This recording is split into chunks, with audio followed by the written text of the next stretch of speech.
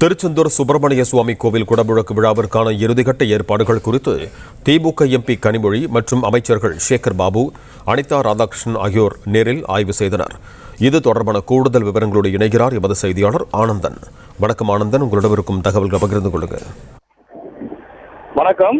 திருச்செந்தூர் சுப்பிரமணிய சுவாமி கோவில் முருகப்பெருமானின் அறுபடை வீடுகள் இரண்டாம் படை வீடாக விளங்கி வருகிறது. இந்த கோவிலில் வருகிற ஜூலை 7ஆம் தேதி குடமுழுக்கு நன்னீராட்டு விழா நடைபெற உள்ளது. இதற்கான பணிகள் தீவிரமாக நடந்து வருகிறது. குறிப்பாக யாகசாலை அமைக்கும் பணிகள், கோபுரத்திற்கு கலசங்கள் கொண்டு செல்வதற்காக சாரம் அமைக்கும் பணிகள் உள்ளிட்ட பல்வேறு பணிகள் நடந்து வருகிறது.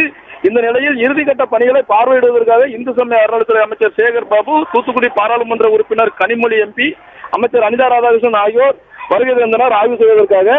அவர்கள் நடந்து வரும் பணிகளை நேரில் ஆய்வு செய்தனர். தொடர்ந்து கோவில் வளாகம், குடமுழுக்கு நடைபெறும் விமான கோபுர தளங்கள் அனைத்தையும் பார்வையிட்டு தொடர்ந்து யாகசாலை பணிகளை நேரில் பார்வையிட்டு ஆய்வு செய்தனர். இவர்களுடன் தூத்துக்குடி மாவட்ட ஆட்சியர் இளம் பகவத், மாவட்ட காவல்துறை கண்காணிப்பாளர் ஆல்பர்ட் ஜான், கோவில் தக்கார் அருள்முருகன் ஆகியோரும் இந்த ஆய்வு பணியில் உடனிருந்து வருகின்றனர்.